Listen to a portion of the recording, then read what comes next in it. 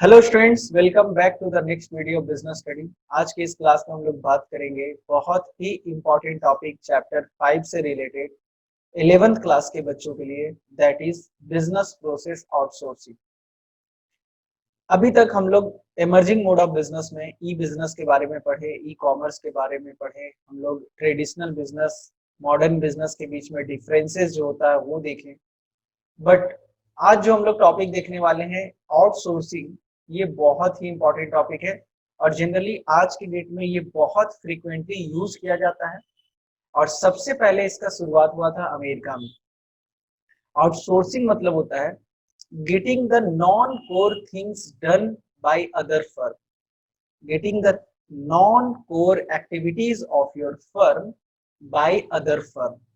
मतलब बाबू, आप जानते हो, जैसे मान लीजिए सिंपल सा बात है, बाइक की बात करें तो बाइक में आप देखते हो, हीरो की बात करें तो ये एग्जांपल हम पहले भी ले चुके हैं। हीरो बाइक है तो मेन बाइक में क्या होता है, इंजन। मगर सिर्फ इंजन से काम नहीं चलता है, सीट लगता है, बॉडी होता है, उसका मीटर है, हेडलाइट है, साइड लाइट है, टायर है, ट्यूब है। तो कंपनी अगर अपने बाइक में टायर किसी और कंपनी का यूज कर रही है, सीएट का यूज कर रही है, एमआरएफ का यूज कर रही है, तो कहीं ना कहीं कंपनी क्या कर रहा है, एक कंपनी दूसरे कंपनी से, एक बिजनेस दूसरे बिजनेस से टाई अप कर रहा है। और किस लिए टाई अप कर रहा है? तो हीरो का काम है टायर भी बनाना, हो सकता था, है ना, क्योंकि उसको कंप्लीट बाइक बेचना है तो कंप्लीट बाइक में टायर भी आता है, तो उसको टायर भी बनाना चाहिए था। बट वो क्या कर रहा है, कंपनी दूसरे कंपनी के साथ टाई अप कर लिया। इसको कहते हैं आउटसोर्स करना। अब जैसे मान लीजिए नाइकी की बात करें तो शूज में सबसे इंपॉर्टेंट क्या होता है?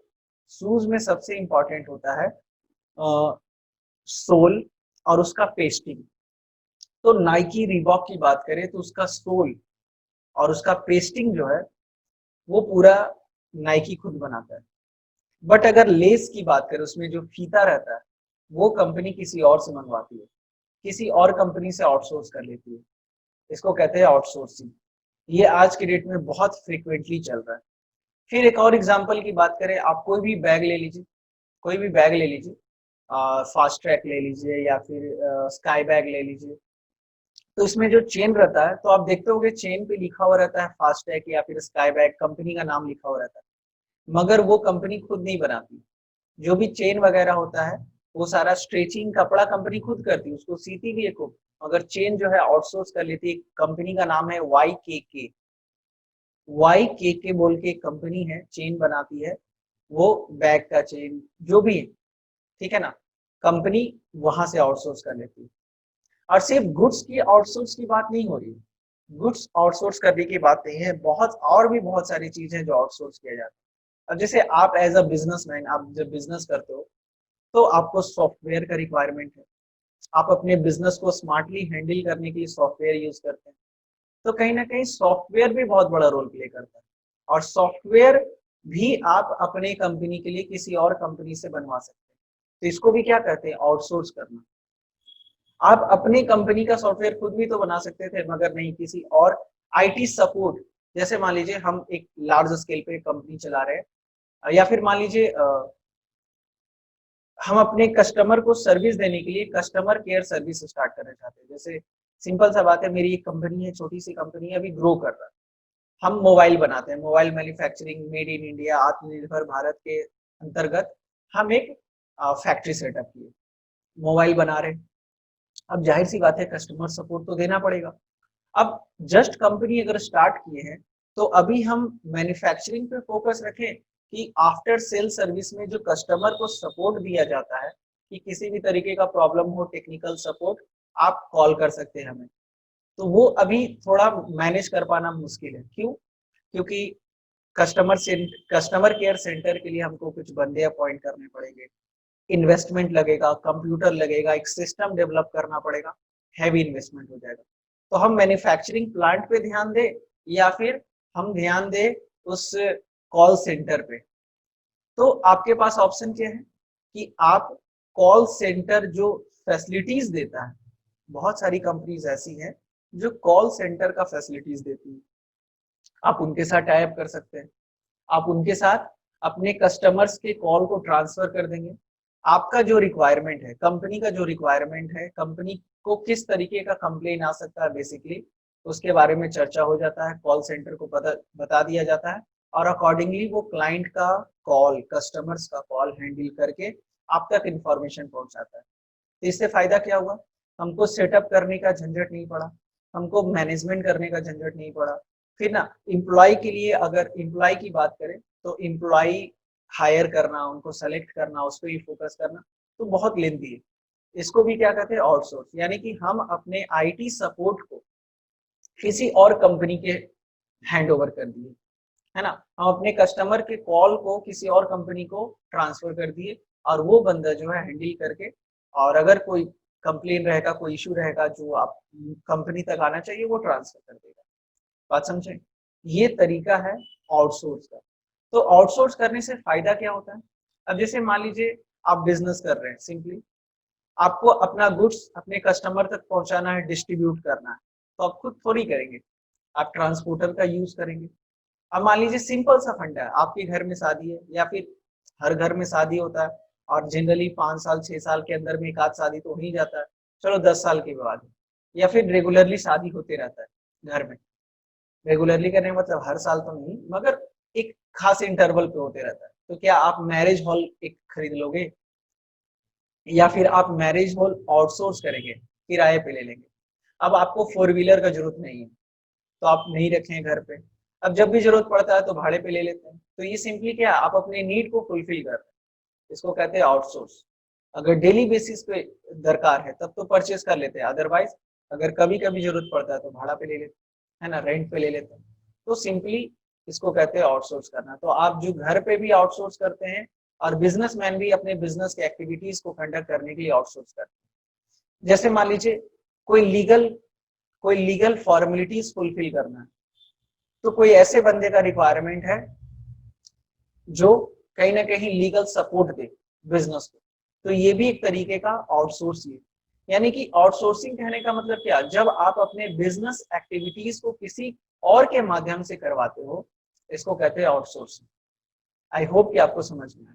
सर इससे फायदा क्या है, इससे फायदा ये है कि बिजनेस कोर एक्टिविटी पे ज्यादा फोकस रखता है। अब सर कोर एक्टिविटी मतलब, जैसे देखिए स्कूल की बात करें तो स्कूल का कोर एक्टिविटी क्या होता है, कोर एक्टिविटी मतलब मेन ऑब्जेक्टिव।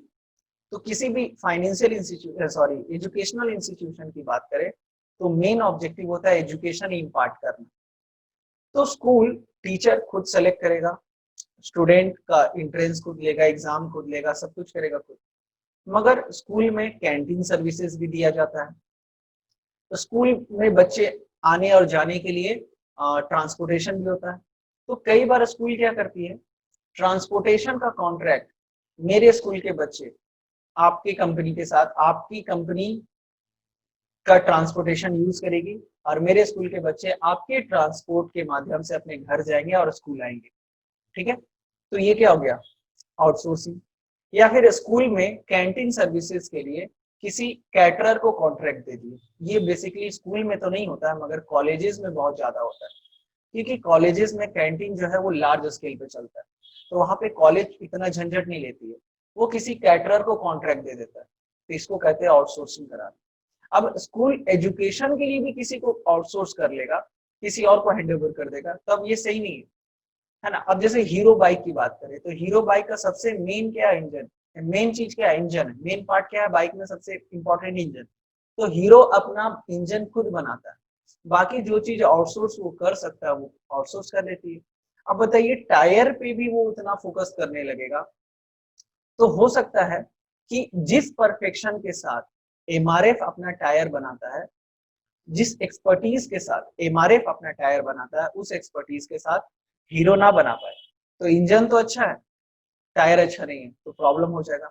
और या फिर ये भी हो सकता है टायर का मैन्युफैक्चरिंग के चक्कर में, टायर का क्वालिटी मेंटेन करने के चक्कर में इंजन का क्वालिटी गड़बड़ा जाए। बात समझे। तो अदर कंपनी के, अच्छा आउटसोर्सिंग करने से खास बात जानते क्या है, अदर कंपनी का एक्सपर्टीज का बेनिफिट मिलता है। अब जैसे हीरो कंपनी अपने बाइक में एमआरएफ का टायर यूज कर रहा है, तो एमआरएफ तो सिर्फ टायर बनाता है, यानी कि वह टायर बनाने में एक्सपर्ट है। अब टायर बनाने में एक्सपर्ट है तो वो लेटेस्ट टेक्नोलॉजी यूज करता होगा, लेटेस्ट इक्विपमेंट यूज करता होगा, तो उसका बेनिफिट, और वो लार्ज स्केल पे भी मैन्युफैक्चरिंग कर रहा होगा, तो उसका पूरा का पूरा बेनिफिट किसको मिलेगा? हीरो मोटरकॉम को मिलेगा। बात समझे? तो आउटसोर्सिंग कराने से फायदा क्या होता है? अदर एक्सपर्ट्स, अदर कंपनी जो एक्सपर्ट्स हैं अपनी एक्टिविटीज में, उसका बेनिफिट आपको मिलता है। ठीक है? कॉस्ट कॉस्ट इफेक्टिव भी होता है। कॉस्ट इफेक्टिव क्यों? क्योंकि अगर वो बंदा लार्ज स्केल पे मैन्युफैक्चरिंग कर रहा है, कंसिस्टेंटली मैन्युफैक्चरिंग कर रहा है, तो कहीं ना कहीं फायदा क्या है? कॉस्ट रिडक्शन में फायदा होगा। बात क्लियर है? चलिए, तो अभी जो हम लोग डिस्कस किए उसके बारे में पढ़ते हैं। कौन क्या पढ़ना है अभी? आउटसोर्सिंग कॉन्सेप्ट, कि ये आउटसोर्सिंग करते क्यों। तो over the last decade, new type of business within services sector has become popular in the world.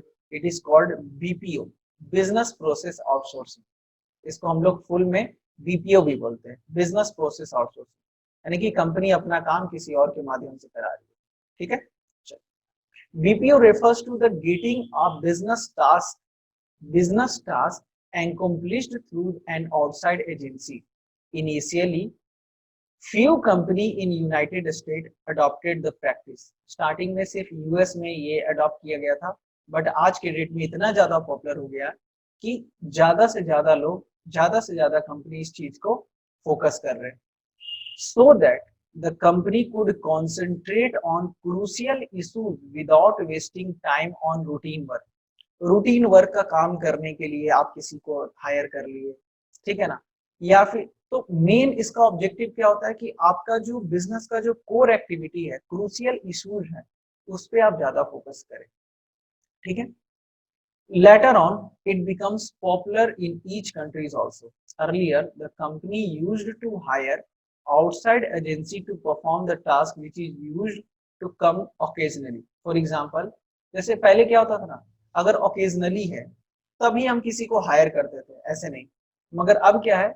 Companies used to hire services of management consultant for getting the employee training. अब जैसे मान लीजिए हर organisation में employee को training दिया जाता है। आप किसी कंपनी को कल को ज्वाइन करोगे तो पहला ही दिन आपको काम नहीं दिखा दे दिया जाएगा, पहले आपको ट्रेनिंग मिलेगा, 10 दिन, 15 दिन, 20 दिन, 1 महीना, depending upon nature of your job. अब मान लीजिए 2 महीने का ट्रेनिंग है, तो 2 महीना में आपको ट्रेनिंग जो दिया जाएगा, तो कई कंपनियां ऐसी होती है जो अपना ट्रेनिंग सेंटर खोल के रखे, जैसे HDFC बैंक, SBI बैंक अपने एम्प्लॉय को जब सेलेक्ट करता है तो अपने ही ट्रेनिंग सेंटर पे ट्रेनिंग देता है। तो चलो ये लोग बड़े स्केल पे काम कर रहे हैं तो अपना ट्रेनिंग सेंटर रखे हुए, मगर जो छोटा बैंक है या फिर छोटा बिजनेसमैन है, अब वो उसके एम्प्लॉय को भी ट्रेनिंग चाहिए, तो वो अपना ट्रेनिंग सेंटर खड़ा अगर इस्टेब्लिश करेगा तो कहीं ना कहीं हैवी इन्वेस्टमेंट है कि नहीं? हाँ सर, वो तो है। तो उससे बचने के लिए क्यों ना हम एक ट्रेनिंग सेंटर वाले को हायर कर ले, और हम अपना रिक्वायरमेंट बता दिए कि भाई ऐसे ऐसे ट्रेन करना अपने एम्प्लॉय को, मेरे एम्प्लॉय को, और वो उस तरीके से ट्रेन करेगा। बात समझे?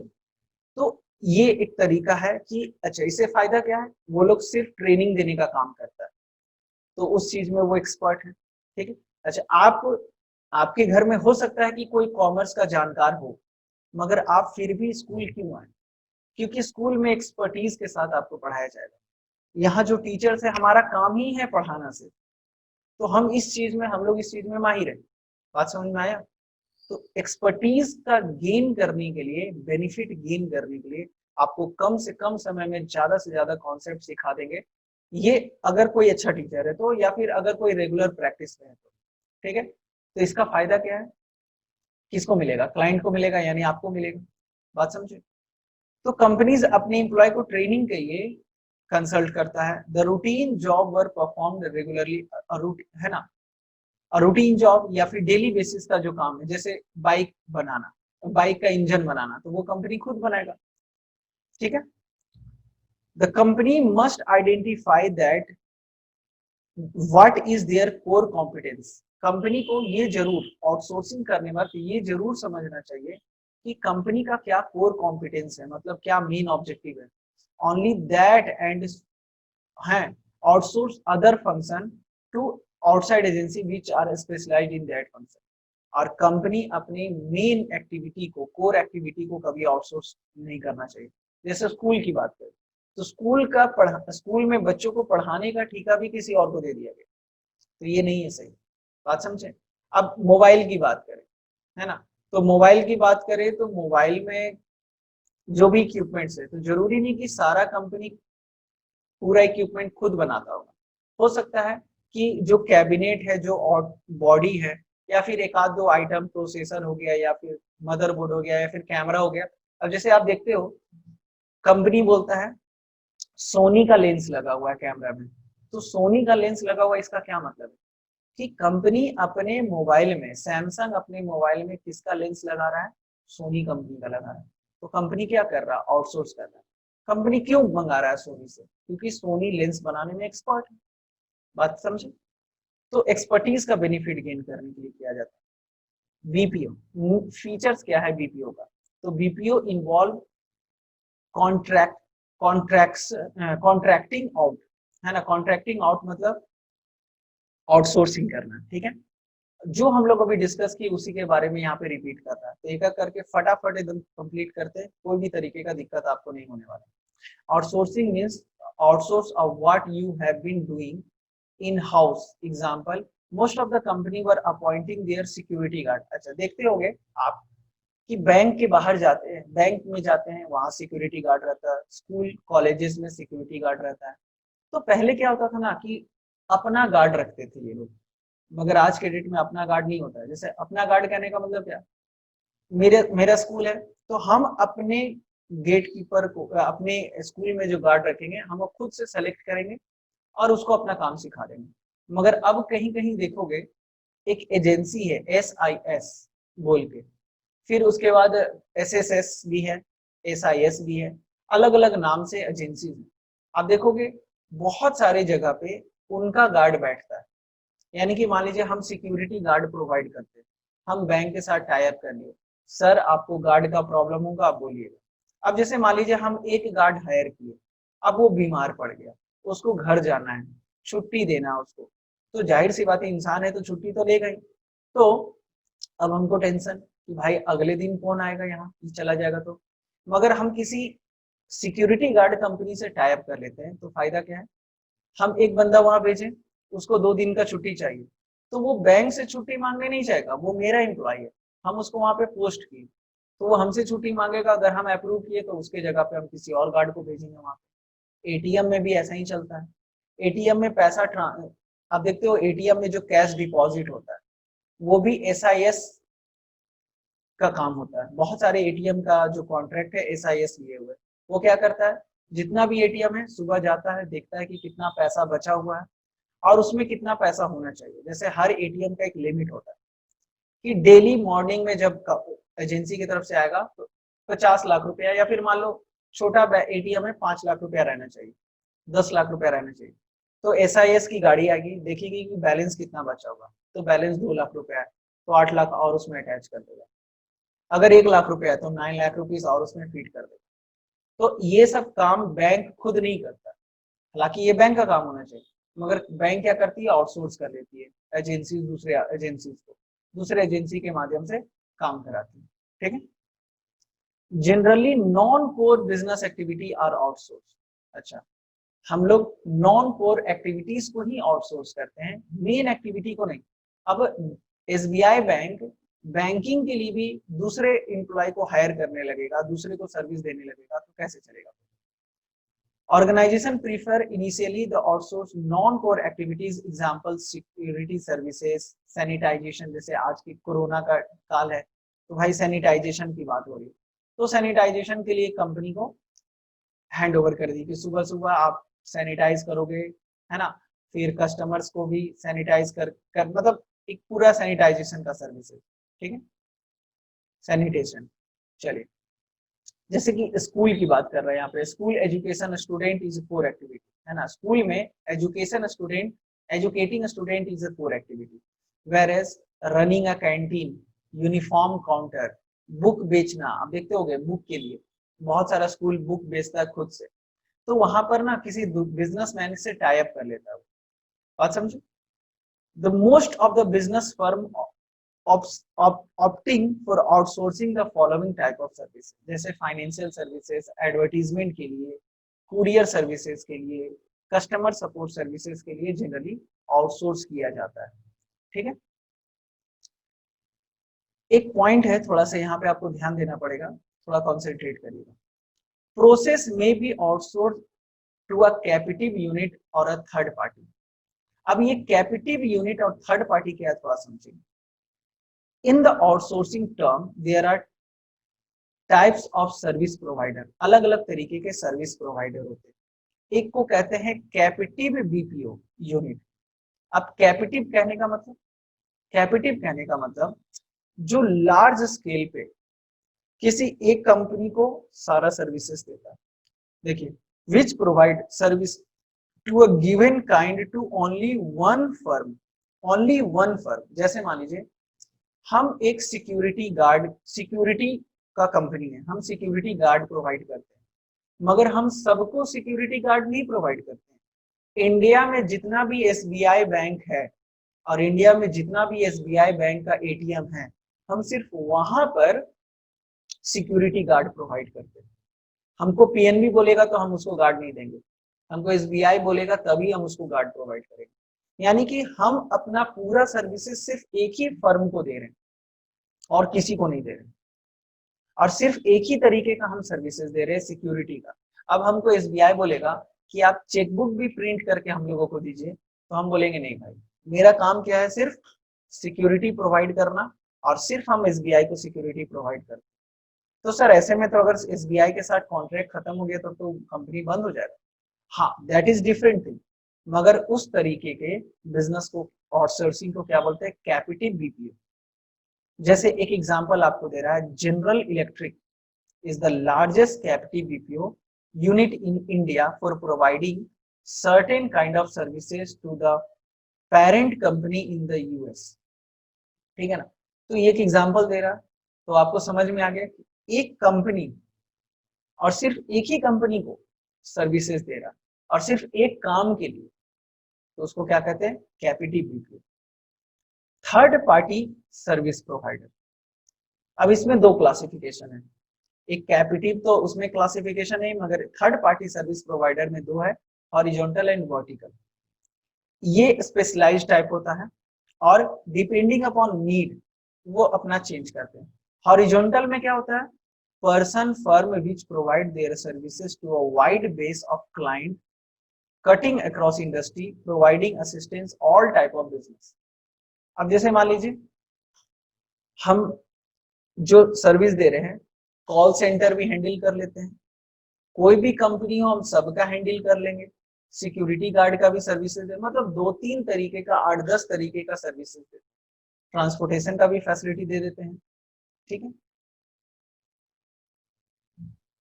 पेरेंट कंपनी बता देते हैं। ठीक है, ओके फादर, बात समझे। तो जब आप अलग अलग सर्विसेज अलग अलग बिजनेस को देते हैं, ठीक है, सिक्योरिटी गार्ड का भी, ट्रांसपोर्टेशन का भी, कैश डिपॉजिट का भी, क्लीनिंग एंड मेंटेनेंस का भी, तो इसको कहते हैं हॉरिजॉन्टल। और सिर्फ एसबीआई को नहीं दे रहे, सारे बैंक को दे रहे हैं, जो हमसे आएगा हम उसको सिक्योरिटी गार्ड प्रोवाइड करेंगे, ये हो गया हॉरिजॉन्टल।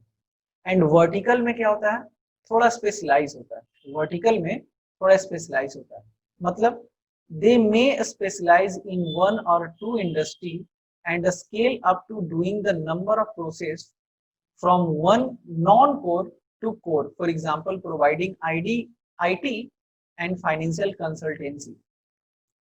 ठीक है ना, कंसल्टेंसीज ओनली, फाइनेंशियल कंसल्टेंसीज। जैसे मान लीजिए विप्रो की बात करो, इन्फोसिस की बात करो, तो इन्फोसिस को कहेंगे वर्टिकल। जैसे मान लीजिए हम एक ऑनलाइन सिस्टम डेवलप किए हैं जिसके माध्यम से बच्चे घर बैठे पढ़ाई कर सकते हैं, किसी भी तरीके का प्रॉब्लम ना हो, तो हम तो सिर्फ पढ़ाएंगे, मगर मेरा आईटी का जो प्रॉब्लम है, सॉफ्टवेयर डेवलप करना, वेबसाइट डेवलप करना, सर्वर में प्रॉब्लम ना हो, क्लास स्मूथली चले, हम जैसे ही लॉगिन आईडी पासवर्ड दे बच्चे उसको इजीली यूज करके आ जाए, किसी भी तरीके का बग्स ना आए, तो उसके लिए हम इन्फोसिस को हायर किए। इन्फोसिस को बोले भाई एक ऐसा ऐप डिजाइन करो जो अच्छे से चले, आप वेबसाइट डिजाइन करो जो अच्छे से चले, बच्चों को किसी भी तरीके का दिक्कत ना हो, एक ऐसा सिस्टम डेवलप करना है कि बच्चे भी कन्वीनियंट हो, टीचर को भी कॉम्प्लिकेशंस ना आए, है ना। और हम अपना रिक्वायरमेंट दिए और आईटी कंपनी उस चीज को फुलफिल करती है। तो इन्फोसिस सिर्फ हमको नहीं दे रहा, औरों को भी सर्विसेज दे रहा, तो इसको कहेंगे वर्टिकल। तो यहाँ पर क्या है, अच्छा कैपिटिव में इसमें ज्यादा अंतर नहीं होता, कैपिटिव में मगर होता क्या है कि वो सिर्फ एक ही कंपनी को देता है, मगर यहाँ पर इन्फोसिस हमको भी देगा, आपको भी देगा और किसी को भी दे देगा, ठीक है। अच्छा एक बच्चा पूछ रहा था कि सर थोड़ा पेरेंट कंपनी क्या होता है ये बता दीजिए। देखिए पेरेंट कंपनी होता है बाबू, हम आपको बताए थे कि कंपनी जो है, जैसे मान लीजिए एबीसी लिमिटेड, एबीसी लिमिटेड एक कंपनी है जो कपड़ा बनाने का काम करती है। अब एबीसी लिमिटेड जैसे ही कंपनी बन गया तो इसका एक अपना आइडेंटिटी है, सेपरेट एंटिटी है, तो ये कॉन्ट्रैक्ट भी कर सकता है और कोई एग्रीमेंट भी कर सकता है, कोई बिजनेस अपने नाम पे प्रॉपर्टी भी खरीद सकता है। और साथ ही साथ एबीसी, जैसे हम स्टार्ट किए एबीसी लिमिटेड, तो हम अलग हैं और एबीसी लिमिटेड अलग है, ठीक है। हम यहाँ पे अलग हैं, भले ही हम ओनर हैं मगर हम अलग हैं और एबीसी लिमिटेड अलग है। और अगर हम चाहें तो एक और कंपनी स्टार्ट कर सकते हैं, S X Y Z limited, और जो जो किसके अंतर्गत होगा, मेरे अंतर्गत नहीं होगा, वो एबीसी लिमिटेड के अंतर्गत होगा। मतलब हम जैसे कंपनी स्टार्ट कर सकते हैं और कंपनी स्टार्ट करने के बाद उसका एक एंटिटी बन जाता है, तो वैसे ही एबीसी लिमिटेड भी एक कंपनी स्टार्ट कर सकता है। मतलब एक कंपनी कंपनी को स्टार्ट कर सकता है, बात समझे, और उसको बोलते हैं पेरेंट कंपनी। तो एबीसी लिमिटेड यहाँ पे क्या हो गया, पेरेंट हो गया, बात समझे। तो एक कंपनी जब दूसरे कंपनी को स्टार्ट करता है, सर ऐसा कोई एग्जांपल, बहुत सारे एग्जांपल है। जैसे टाटा इंडस्ट्री का एक कंपनी है टेटली टी, नाम सुने होंगे, टेटली टी वर्ल्ड का second largest T selling company है टेटली टी।